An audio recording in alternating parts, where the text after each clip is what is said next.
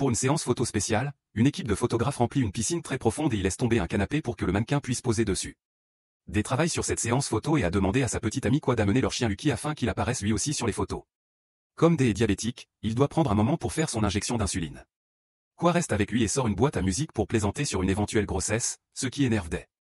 La séance photo continue normalement et Lucky se révèle être un excellent modèle, exécutant tous les tours que Day lui a appris à l'aide d'un sifflet. Le lendemain, Day et Lucky retournent à la piscine pour nettoyer et sceller l'endroit, car elle ne sera pas utilisée pendant un certain temps. Avant de commencer à travailler, Day se repose sur une bouée tout en lançant la balle à Lucky pour qu'il l'attrape. Il ne voit pas un journal posé au sol avertissant la population qu'un crocodile s'est échappé en ville. En cherchant la balle, Lucky entend un bruit étrange venant de la salle de maintenance et se met à aboyer. L'amusement est interrompu lorsque le propriétaire de la piscine actionne un levier pour vider la piscine et enchaîne Lucky, de peur que le chien ne tombe dans l'eau. Il rappelle à Day qu'il doit travailler et lui dit au revoir, car il part en vacances pour les 3 prochains mois. Avant qu'il parte, Day lui demande de commander une pizza. Pensant avoir largement le temps avant que toute l'eau ne soit évacuée, Day continue à se reposer sur sa bouée et s'endort accidentellement. Lorsqu'il se réveille, il réalise à quel point il est bas dans cette piscine très profonde et panique immédiatement. Comme il n'y a pas d'escalier, il nage vers le mur le plus proche et tente de grimper, mais il n'y a rien pour s'agripper, et il finit par se blesser à un ongle. Ensuite, Day essaie d'utiliser la bouée comme appui, mais elle est trop glissante et il tombe. Puis, Day attrape la ceinture de sa robe de chambre et y attache ses lunettes pour les lancer au-dessus du bord de la piscine.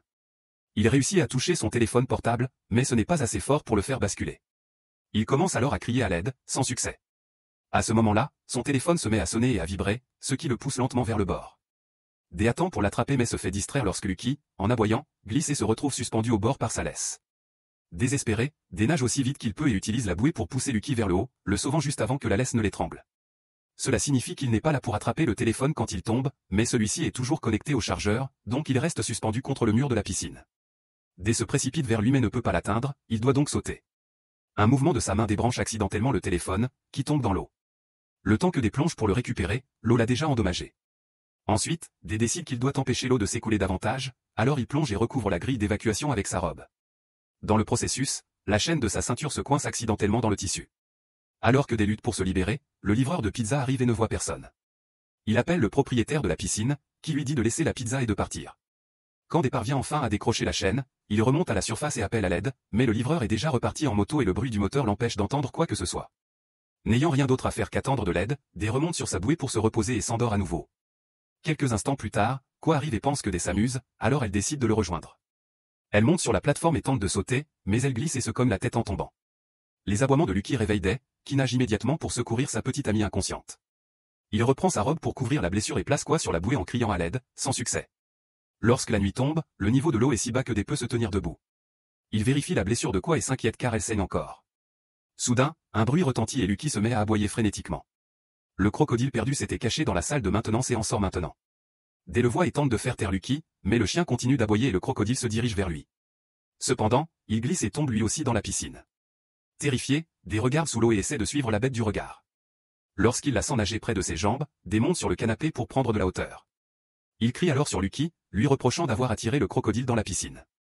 Au matin, la piscine est complètement vide. Le crocodile dort et Quoi est toujours inconsciente.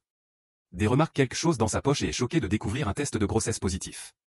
La nouvelle est difficile à encaisser, mais il promet tout de même à Quoi que tout ira bien. Il vérifie ensuite sa blessure et constate qu'elle saigne encore. Il cherche autour de lui quelque chose qui pourrait aider et découvre un rouleau de ruban coincé dans la gueule du crocodile. En avançant très prudemment, Day s'approche de l'animal et Lucky lui aboie dessus pour le prévenir. Heureusement, le crocodile ne se réveille pas et Day parvient à faire taire Lucky avant de réessayer. Alors qu'il tend la main dans la gueule pour récupérer le ruban, le crocodile se réveille et tente de le mordre, mais Day esquive juste à temps. Il retourne alors auprès de Quoi et colle un morceau de sa robe sur la blessure pour stopper le saignement. Grâce à un seau trouvé au fond de la piscine, Day dispose d'un peu d'eau et en verse quelques gouttes dans la bouche de Quoi toutes les quelques heures. Lorsque le crocodile est distrait, Day tente d'ouvrir la grille d'évacuation, mais il a beau forcer, le couvercle ne bouge pas. Il retourne auprès de Quoi et découvre que son collier est en fait un rasoir. Il le prend. Lorsqu'il se retourne, le crocodile repose désormais sur la grille. Day commence à agiter le ruban comme un fouet pour frapper l'animal à la tête de loin. Au début, le crocodile ne réagit pas, mais il finit par s'éloigner lorsque Day touche son œil. Il peut alors utiliser le rasoir comme tournevis pour retirer toutes les vis et enlever enfin le couvercle. En regardant dans le trou, il aperçoit des tunnels et se demande s'il pourra s'y faufiler. Il va alors vérifier l'état de Quoi et le crocodile profite de l'occasion pour se cacher dans les tunnels. Day s'en rend compte et s'assoit près de la grille pour attendre que le crocodile revienne, mais rien ne se passe. Un peu plus tard, Day repense à ses premières idées, il crie à l'aide, essaie de grimper, tente d'allumer le téléphone, mais rien ne fonctionne. son ongle blessé s'aggrave, alors Dé arrache douloureusement la partie cassée avec les dents avant de recouvrir son doigt avec du ruban adhésif. La prochaine fois qu'il vérifie l'état de quoi, elle brûle de fièvre, alors il décide de prendre le risque et grimpe dans le tunnel. Tandis qu'il rampe, Dé entend le crocodile tout près, mais il ne semble pas s'approcher. Au bout d'un tunnel, il trouve un autre couvercle qu'il retire pour entrer dans une petite zone avec des escaliers. Il grimpe aussitôt pour découvrir un autre couvercle qui bloque la sortie, verrouillé de l'extérieur. Dé commence à crier à l'aide et est interrompu par Lucky qui aboie. Il lève les yeux et voit dans un miroir que le crocodile est retourné à la piscine pour s'en prendre à quoi. Juste au moment où l'animal se glisse entre les jambes de quoi, Dé revient et l'attrape par la queue pour le projeter contre le mur. Ensuite, il ramasse un bâton et se place en bouclier devant sa petite amie jusqu'à ce que le crocodile s'éloigne. À ce moment-là, quoi se réveille et Dé l'aide à s'asseoir tout en lui racontant ce qui s'est passé, y compris qu'il est au courant pour la grossesse. Il pense à une conversation qu'il a eue avec un ami, durant laquelle il avait expliqué que si quoi tombait enceinte, il lui demanderait d'interrompre la grossesse parce qu'il n'avait pas les moyens d'élever un enfant. Son ami lui avait rappelé que l'avortement était illégal et un péché. Dans le présent, il serre quoi dans ses bras mais ne dit rien. La nuit tombée, le vent pousse un gobelet attaché à une ficelle par-dessus le bord de la piscine, et Dé l'attrape rapidement. Quoi est maintenant allongé sur le canapé de la séance photo et tient l'autre extrémité de la ficelle avec un second gobelet. Ils s'en servent pour discuter comme des enfants et quoi lui rappelle de ne pas abandonner, car il doit protéger sa famille. Elle lui dit aussi qu'elle a faim, et Dé se demande si leur chien a aussi faim qu'eux. C'est alors que Lucky fait du bruit et Dé lève les yeux pour découvrir que son chien mange la pizza. Après quelques cris, Lucky finit par jeter la boîte avec le reste de la pizza dans la piscine. Il n'en reste pas beaucoup et Dé veut que quoi la mange entièrement, mais quoi dit que le bébé veut que son père mange aussi. Un autre souvenir montre comment quoi se plaignait que Dé travaillait tellement qu'il n'avait même pas le temps de l'emmener manger une pizza. Maintenant, elle ne peut s'empêcher de pleurer car ils mangent enfin une pizza ensemble. Au matin, Dé est réveillé par Lucky qui jette un tuyau dans la piscine. Il n'y a plus d'eau dans le seau et la chaleur est insupportable. Après avoir uriné dans un coin, Dé utilise du ruban adhésif pour écrire « à l'aide » sur le sol. Mais il devient de plus en plus étourdi à chaque seconde et finit par s'évanouir. Il rêve de ses moments préférés avec quoi, mais cela tourne vite au cauchemar où il se voit prisonnier dans l'eau. Le soir venu, quoi le réveille et ensemble, ils poussent le canapé pour s'asseoir avec une protection dans le dos. Quoi révèle que le crocodile est une femelle parce qu'elle l'a vu pondre des œufs dans l'après-midi. Ensuite, il commence à pleuvoir, ce qui permet au couple de recueillir à nouveau de l'eau dans le seau. Le 4e jour, Dé regarde fixement le crocodile avant de s'évanouir encore une fois. Lorsque l'animal essaie de s'approcher, il marche sur la robe de Dé et tombe dans le tunnel, car c'était un piège depuis le début. Dé arrête de faire semblant de dormir et court pousser le crocodile encore plus loin jusqu'à ce que son corps disparaisse entièrement. Ensuite, il remet le couvercle sur le trou et le couple place le canapé par-dessus pour ajouter du poids. Après cela, ils utilisent le bâton et la lumière du soleil à travers les lunettes de Dé pour allumer un feu qui leur permet de cuire les œufs du crocodile. Dé veut que quoi les mange tous, mais elle insiste pour partager. Cette nuit-là, il place le canapé contre le mur et grimpe dessus, avec des servants aussi de base pour quoi. Elle atteint presque le bord de la piscine et Dé se met sur la pointe des pieds pour la hisser plus haut, mais ce n'est toujours pas suffisant, alors ils redescendent. Déterminé à protéger sa petite amie, Dé pense à un nouveau plan, il laissera le crocodile revenir dans la piscine pour qu'il puisse se cacher dans les tunnels et garder le bébé en sécurité. Quoi sort la boîte à musique de sa poche et remarque que la figurine du bébé a disparu. Elle se demande alors si Dé l'a jetée. Il dit qu'elle est tombée, mais en réalité, il l'a bien jetée. Cela pousse quoi à se demander si Dé voulait qu'elle interrompe la grossesse, et lorsqu'il le confirme, elle s'effondre. Dé tente de la consoler, mais quoi le gifle et le repousse en le traitant de cruel. Il essaie de lui expliquer qu'il lutte dans la vie et qu'il ne se sent pas apte à être père, mais quoi lui rappelle tout ce qu'il a fait pour leur survie dans la piscine, prouvant qu'il est capable de tout. Au matin, le couple déplace le canapé loin de la bouche d'aération et le crocodile en sort aussitôt. Tandis que Dé aide quoi à entrer dans le tunnel, le crocodile cherche ses œufs mais ne trouve que les coquilles, alors elle se précipite immédiatement sur Dé. Il se précipite pour attraper la boîte à musique tombée avant de glisser sur le sol pour atteindre rapidement la bouche d'aération, puis il saute à l'intérieur et referme le couvercle juste avant que le crocodile ne puisse l'atteindre. Cette nuit-là, Dé commence à se sentir très malade et quoi se rend compte qu'il n'a pas eu ses injections depuis plusieurs jours. Dé se souvient avoir laissé une seringue près de la piscine, alors il soulève le couvercle de sortie juste assez pour pousser son peignoir avec du fil de fer. Il parvient à placer la seringue sur le peignoir mais, lorsqu'il essaie de la tirer vers la bouche d'aération, la seringue tombe et se casse. Le matin suivant, Dé rêve toujours d'une vie avec quoi et leur enfant. Il laisse accidentellement tomber la boîte à musique sous un tonneau et, lorsqu'il la récupère, il est choqué de trouver son étui à insuline. Il s'avère que son patron l'a laissé tomber accidentellement en partant.